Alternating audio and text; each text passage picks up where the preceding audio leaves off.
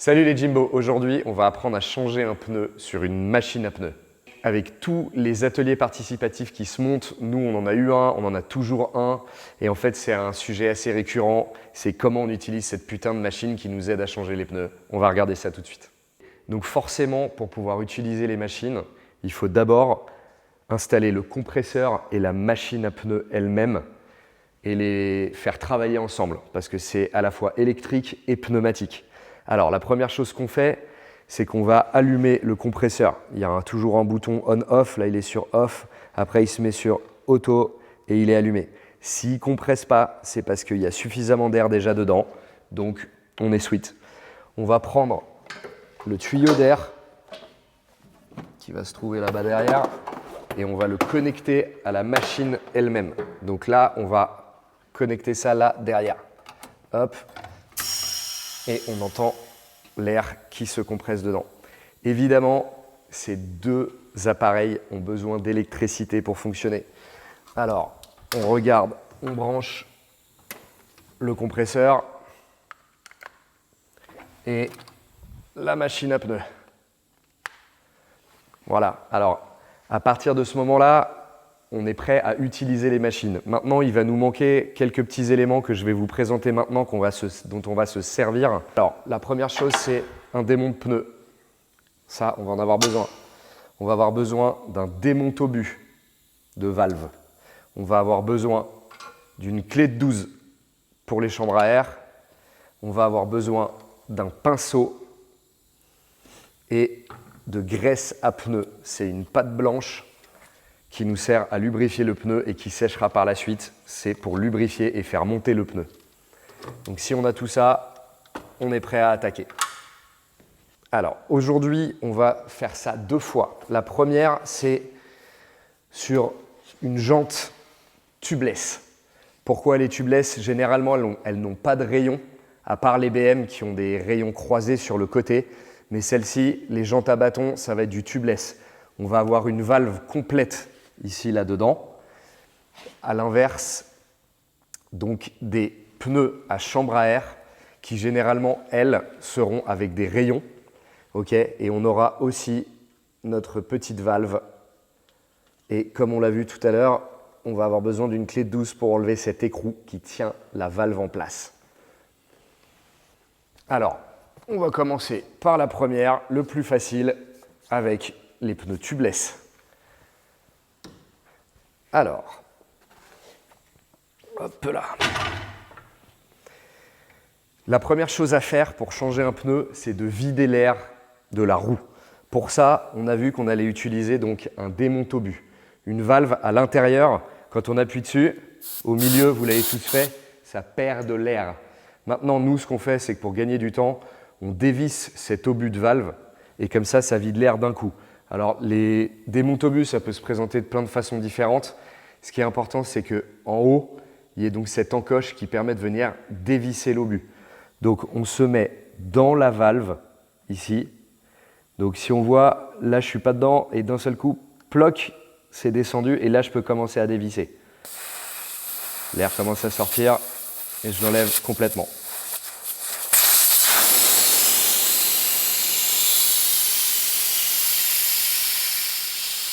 Donc cette petite pièce s'appelle un obus de valve. Voilà, c'est ce qu'il y a à l'intérieur, ça fait partie des pièces maîtresses d'une moto ou d'un vélo. Sans ça, il n'y a pas d'air dans les pneus. Donc ça, on ne le perd pas, on le met de côté avec évidemment le petit cache-poussière qui va bien. Hop. Donc maintenant que l'air est sorti de la roue, on va devoir décoller le pneu de la jante. Il y a eu tellement d'air au gonflage que l'un est collé avec l'autre. Donc pour ça, on va utiliser la pelle de la machine à pneus.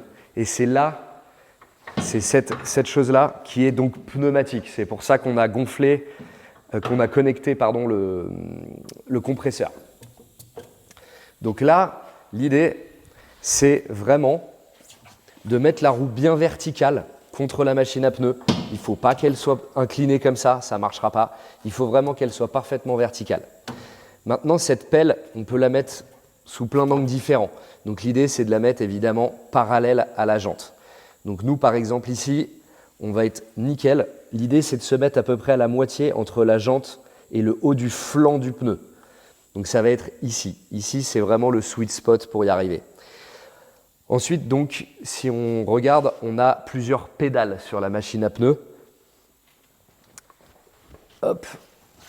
On a 3 pédales ici. Nous, on va utiliser celle où il y a le petit dessin de la pelle. Okay. Celui-là, on verra à quoi il sert tout à l'heure, mais ça sert à serrer la jante. Et ici, ça sert à faire tourner le plateau de la machine à pneus. Donc, on ne se sert jamais de ces pédales en même temps. C'est toujours l'un après l'autre. Et elles sont évidemment dans l'ordre. Donc, ici, je vais mettre donc mon pied sur la pédale tout en maintenant la pelle. Voilà. Et quand je vais appuyer, c'est assez violent, c'est pneumatique et c'est fait pour décoller le pneu. Donc, avant de faire ça, il y a une seule étape que j'ai toujours peur que les gens fassent sans faire attention, c'est la valve du pneu. Donc, ici, sur du tubeless, c'est un petit peu moins grave, mais sur certaines motos qui ont par exemple des capteurs de pression, il faut jamais, je répète, il ne faut jamais mettre cette pelle en face de la valve. Encore moins si c'est une chambre à air, sinon vous allez l'arracher et donc la chambre à air est crevée. Ou si vous avez des capteurs de pression, vous allez les détruire tout simplement. Donc, ce que je fais comme petite technique, c'est qu'au contraire, je me mets là à la valve. Okay, et donc comme je sais que je ne dois pas le faire, je tourne un quart de tour. Comme ça, je suis bien. Vous êtes prêts? Donc je vais maintenir ça et je vais appuyer sur la pédale en même temps. Voilà. Donc là, qu'est-ce qui s'est passé? J'ai décollé le pneu de la jante. D'accord? Maintenant, il faut que je le fasse à 360 degrés. Donc là, je vois jusqu'où c'est recollé ici. Donc je vais me mettre, allez, un petit peu plus loin par là, puisqu'on a vu que ça faisait à peu près 120 degrés. Ça le décollait sur à peu près 120 degrés. Donc je vais me mettre ici. Je replace bien vertical, la pelle bien parallèle. J'appuie sur ma pédale à fond. Tac, ça l'a décollé. Je tourne ma jante. Je fais attention. Ici, il y a ma valve, donc je ne vais pas aller me mettre là où il y a la valve, je vais me mettre un peu avant, là où c'est un peu collé. Donc, jamais en face de la valve, un petit peu avant. Et voilà. Donc maintenant, si je tourne ma roue, je vois qu'elle est décollée absolument partout, de ce côté-là. J'ai plus qu'à faire la même chose de l'autre côté. Je vais aller un petit peu plus vite du coup.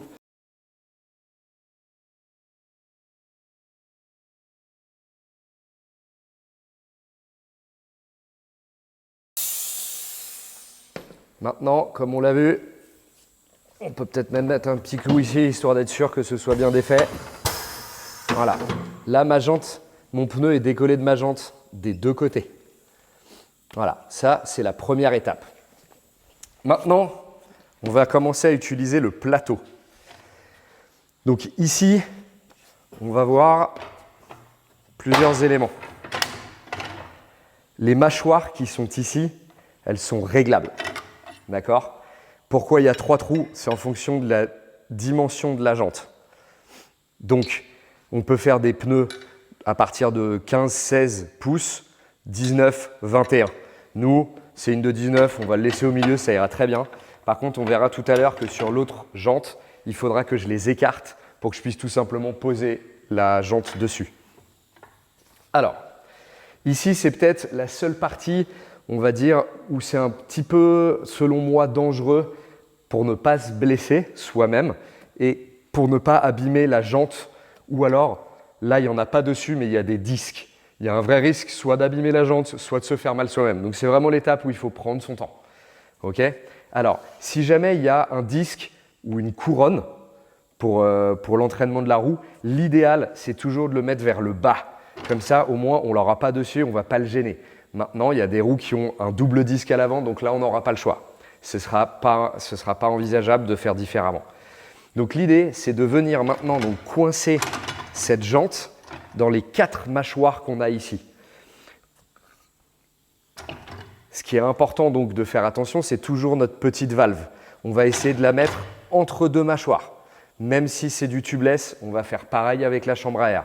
Donc ce qu'on fait, c'est qu'on utilise les deux mâchoires les plus loin de nous et on enquille la jante dedans. Donc là, je sais que déjà, je suis mis dedans.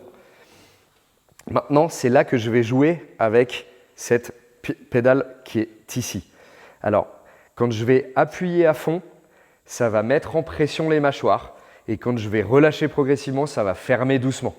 L'idée, c'est que j'arrive à choper la jante pendant que je le fais. D'accord? Donc, personnellement, je ne sais pas si vous êtes pilote de voiture aussi, conducteur, mais j'utilise le pied gauche avec lequel j'ai plus de sensibilité, comme quand je débraye ma voiture. Donc, je fais ça plutôt que le pied droit ou l'accélérateur, je suis un peu moins fort. Donc, comme j'ai dit, j'appuie, j'ai mis en pression, et quand je relâche tout doucement, ça ferme la machine. Si je rappuie, ça l'arrête. Donc, l'idée, c'est de se rapprocher gentiment. Ensuite, je vais regarder par en dessous ce qui se passe. Là, je vois que je suis à peu près à la moitié du pneu. Et donc là, je vais venir appuyer la jante et relâcher tout doucement. Et là, j'ai chopé ma jante. Donc là, avec beaucoup d'entraînement, c'est aussi simple d'y arriver du premier coup. Ça va prendre un petit peu d'entraînement. C'est pour ça qu'on utilise cette jante, nous, pour s'entraîner. Elle est déformée, vous l'avez peut-être vu tout à l'heure quand j'ai fait le tour de jante pour bien montrer que c'était décollé. N'hésitez pas à prendre une jante et à essayer plusieurs fois avant d'utiliser la vôtre pour ne pas la rayer, la déformer ou abîmer quoi que ce soit. Donc ça, c'est un peu notre jante test. Donc là, maintenant, la roue est attachée à la machine. Et c'est là que le fun commence. C'est-à-dire que je vais pouvoir utiliser toutes les parties cool de ma machine à pneus. Alors ici, on a une partie de la machine que j'adore, que j'ai appelée Monsieur Canard. Pourquoi on l'a appelé Monsieur Canard? Parce qu'il a un bec, Monsieur Canard, il a une tête et des ailes. D'accord? Donc Monsieur Canard est notre ami. C'est vraiment le meilleur mec. Sans lui, on ne pourrait pas enlever les pneus. Donc cette partie, elle est amovible. Pas amovible, pardon, elle se déplace de gauche à droite. Ok? Nous, ce qu'on va venir chercher à faire, c'est se caler avec la tête de Monsieur Canard au plus proche de la jante. Donc comme ça, ça descend. On appuie sur le haut de la machine ici pour vraiment le caler contre la jante verticalement et latéralement. Donc là, je suis collé à la jante. Mais comme plus tard, on va faire tourner la jante, c'est pour ça qu'il y a ce blocage ici que je vais verrouiller. Et si vous regardez tout près de la tête de Monsieur Canard, en fait, au moment où je verrouille, ça va le surélever de 1 mm. Voilà. Là, le Monsieur Canard est en place et la machine aussi. Donc, c'est le moment où je vais utiliser un autre outil, donc un démonte pneu. Ça, c'est le plus important. Ok? Alors, celui-là, il n'est pas particulièrement long, il fait partie de la bonne taille. Nous, avec une machine à pneus, on va utiliser que le côté cuillère. D'accord? Il y a deux côtés, il y a le côté cuillère et le côté un peu relevé comme ça. Celui-là, on ne s'en sert pas avec la machine à pneus, on se sert que du côté cuillère, j'insiste. Ensuite, donc une partie hyper importante, c'est que si votre démonte pneu ne touche pas le bec de Monsieur Canard, c'est que vous êtes en train de faire quelque chose de faux. Si ce n'est pas sur cette partie-là, ça veut dire que vous êtes ailleurs et vous êtes en train d'endommager votre jante, c'est certain. Donc la cuillère, c'est pour le bec de Monsieur Canard, pour le nourrir. On s'en souvient? Si c'est ailleurs sur la machine à pneus, c'est pas bon. Il y a une erreur quelque part. Alors, ici, moi, ce que j'aime bien faire, pour deux raisons, c'est lubrifier un tout petit peu. C'est lubrifier un tout petit peu le bec de Monsieur Canard et le pneu. Comme ça. Je ne le fais pas exagérément, mais ça aide toujours quand c'est lubrifié. Pourquoi je fais ça? Pour deux raisons. La première, c'est que ça va m'aider à sortir le pneu. Et la deuxième, c'est que on peut être interrompu, on peut faire quelque chose d'autre. Et quand je vais revenir, si par exemple dans le cas d'un double disque, ok, il y a peut-être un ABS, il y a peut-être quelque chose sur une jante, mais je ne vais plus me souvenir du sens de rotation et comment j'ai sorti le pneu. Alors que là, vu que c'est avec le seul endroit où il y aura du lubrifiant, je vais dire « Ah ouais, ok, donc ma jante, elle était comme ça, mon pneu, il était dessus, le sens de rotation, il était comme ça. » Donc là, c'est un peu un mémotechnique. Donc comme on a dit, on va utiliser le côté cuillère et on va venir se mettre sur le bec de Monsieur Canard, donc pas comme ça, mais en venant comme si on allait venir chercher le flanc du pneu. Donc là, forcément, avec ma main, je baisse un peu, j'appuie donc le démonte pneu sur le bec de Monsieur Canard et je ne sais pas si vous arrivez à voir donc par le côté, mais l'idée c'est de venir choper le flanc du pneu. Voilà, là j'essaye de choper le flanc du pneu. Ok? Donc là je l'ai. Ok? Ça c'est super. Donc là il y a deux options. Ou bien je suis un tractopelle et j'ai vraiment de la force et j'arrive à le sortir, ou bien comme moi vous n'avez pas trop de force et vous venez exactement à l'opposé. Et l'idée c'est d'appuyer sur le pneu pour qu'il rentre bien dans la jante afin de faciliter le fait que ça monte. Voilà. Là, je l'accompagne, j'appuie bien partout et là, mon pneu, tout simplement sans forcer, il vient se caler sur la tête de Monsieur Canard. Voilà. Et à partir du moment où je suis là, j'arrive à dégager mon démon de pneu par le côté. Hyper simple. Ça, c'est la première étape. Ensuite, là, c'est vrai que c'est un petit peu superstitieux, mais le plus important, c'est de siffloter. J'insiste, c'est de siffloter pendant qu'on va sortir le pneu. Pourquoi on sifflote? Parce que c'est tellement simple de le faire avec une machine à pneus comparé à le faire qu'avec des démons de pneus que c'est superbe et c'est surtout pour nous souhaiter bonne chance pour quand on va remettre le pneu ou quand on n'a pas siffloté, c'est généralement plus compliqué. Et là, je vais enfin utiliser ma troisième pédale qui, comme son nom l'indique, va faire tourner le pneu dans le sens horaire si j'appuie et dans le sens anti-horaire si je remonte la pédale. Si jamais j'ai besoin de revenir un petit peu en arrière, c'est pas impossible parfois avec les chambres à air qu'on ait besoin de revenir un peu en arrière. Donc là, je vais appuyer et vous allez pouvoir voir à quelle facilité le pneu va sortir.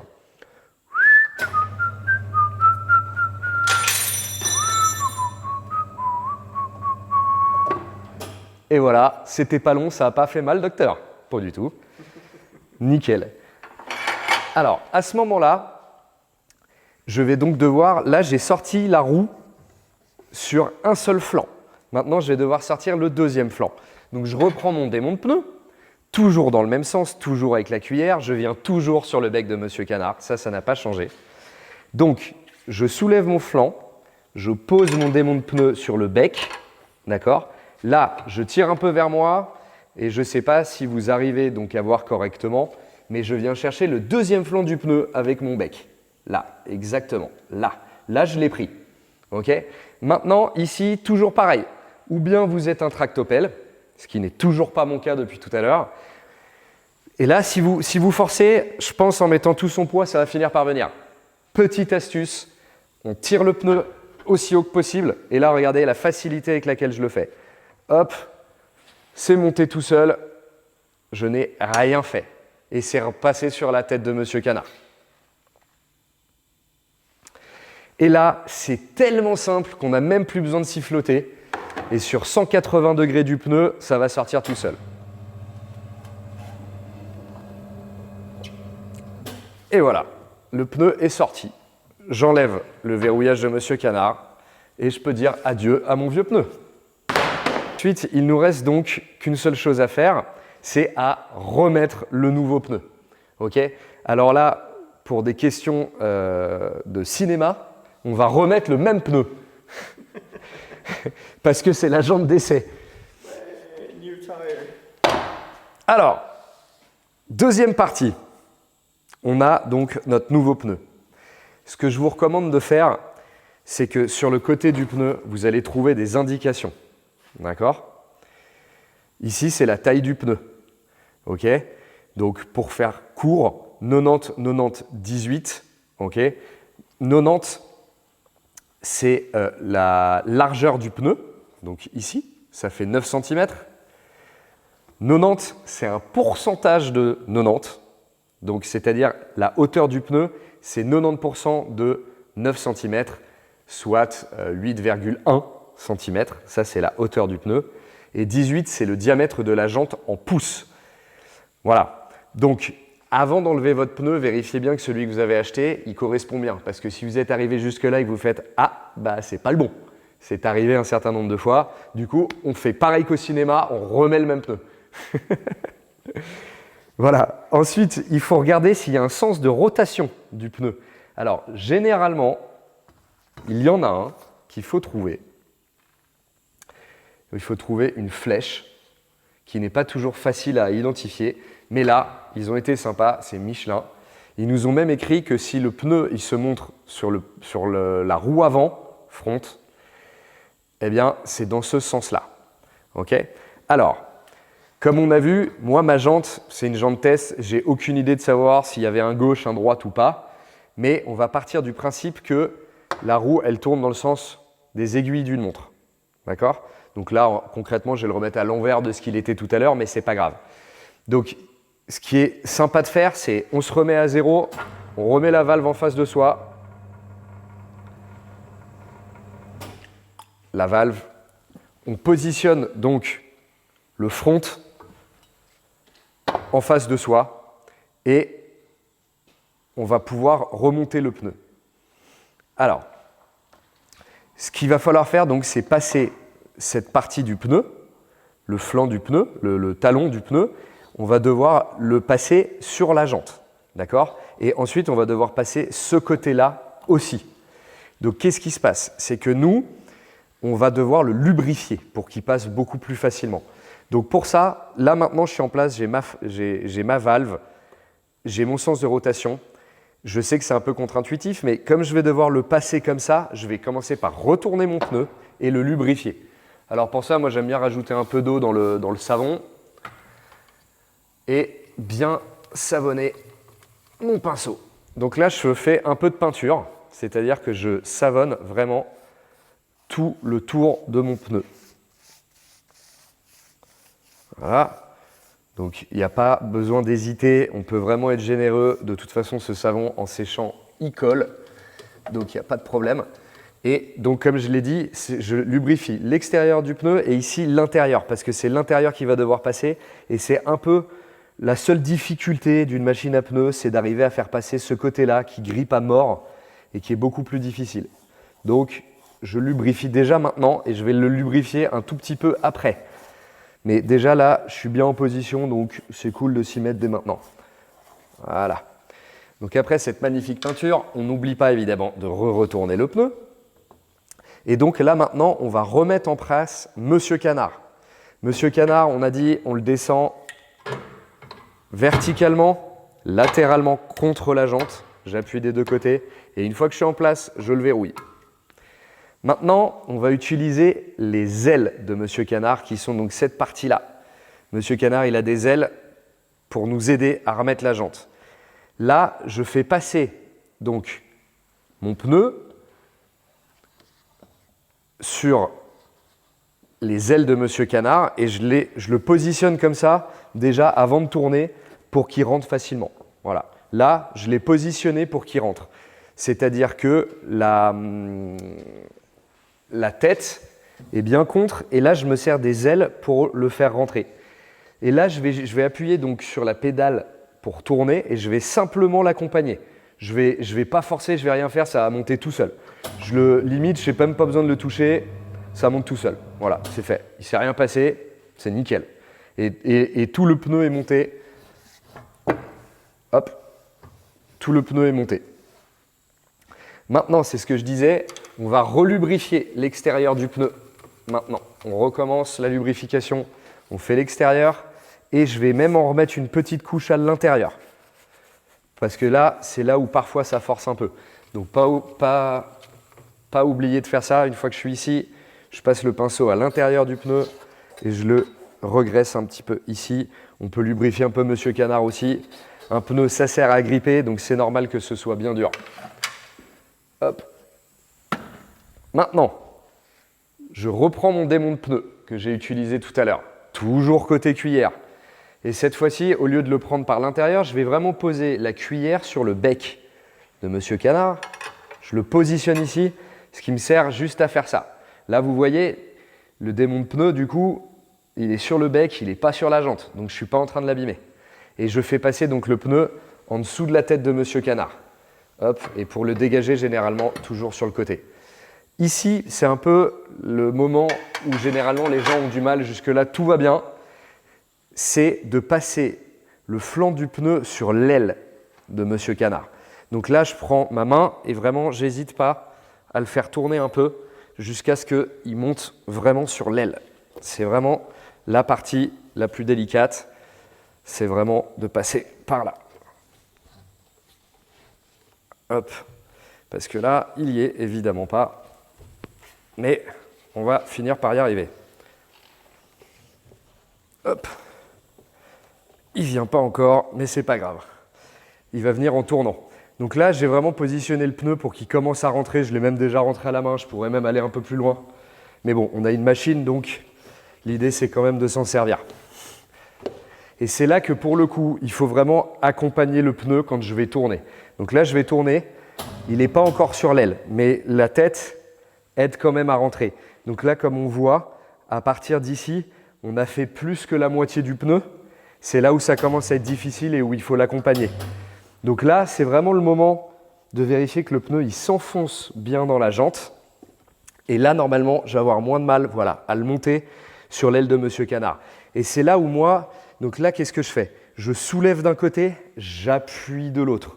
Je soulève d'un côté, j'appuie de l'autre et je vais venir accompagner le pneu. Attention à vos mains quand vous passez par là de ne pas passer un doigt en dessous parce que là, ça va vraiment faire très mal. Donc, avec mon pied gauche, je vais tourner le pneu, juste être sûr que ce soit bien sur l'aile. Là, vous pouvez voir, c'est bien monté sur l'aile cette fois-ci. Voilà, et donc là, normalement, si j'appuie bien ici, pour pas qu'il ressorte, on n'est pas obligé d'y aller d'un coup. Moi, j'aime bien y aller d'un coup pour avoir un peu de vélocité. On peut même une dernière fois lubrifier pour être sûr de ce qu'on fait. Là, c'est là où ça a le besoin d'être le plus graissé, c'est ici. Vraiment là où ça va rentrer en dernier. Tac, on est bien lubrifié. Et là, normalement, en un seul coup, ça va rentrer tout seul.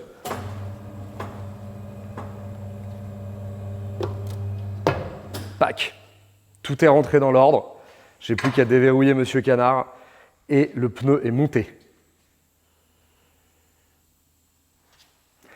Maintenant, je vais libérer la jante en appuyant une fois au milieu. Ça va enlever les mâchoires. Hop, je vais mettre ça à la verticale. Ce qui est important sur un pneu tubeless, c'est que les deux côtés du flanc du pneu se recollent à la jante. Donc quand on va gonfler, j'évite la première fois de remettre l'obus pour que l'air arrive plus fort dans la jante et on va entendre deux pocs. Donc je prends mon manomètre, je le branche à la jante, à la valve, pardon. Hop, comme ça. Et là, je vais y aller d'un coup jusqu'à ce qu'on entende les deux petits pac-pac qui signifient que le pneu s'est bien collé à la jante. On est parti? Bon, ça l'a fait. Paf, paf. Voilà. Donc là, j'ai mis même pas 1,5 bar avant que ça se colle. Parfois, ça monte plus haut. Évitez de monter au-dessus de 5 bars quand même parce que ça veut dire qu'il vaut mieux relubrifier le pneu. Là, je vais enlever donc le manomètre et remettre l'obus. Donc je reprends mon petit obus de tout à l'heure, je remets ça sur le démonte-obus et je le remets dedans. Il y a certaines personnes qui préconisent de changer la valve à chaque changement de pneu. Moi, j'estime que ce n'est pas nécessaire, mais vous pouvez le faire.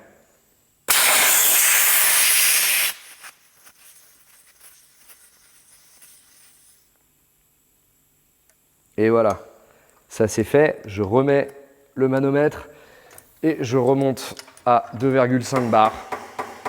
J'ai une bonne pression pour les pneus avant. Magnifique. Hop. Et on a terminé la première roue. Ne pas oublier évidemment de remettre le petit bouchon de valve qui sert juste à préserver de l'eau et de la poussière notre obus. Et voilà, la roue tubeless, ça c'est fait. Salut les Jimbo, on va apprendre à changer un pneu sur une machine à pneus. Mais c'est pas grave. Mais non, c'était pas Les poulets, mais c'est pas grave. Ah bon, ok. On s'en fout. Bah, de toute façon, on peut faire les deux. Salut les petits poulets, aujourd'hui on va apprendre à changer un pneu sur une machine à pneus. Voilà, vas-y, je le refais avec l'autre du coup. Avec Avec les poulets, non les Jimbo. Ok.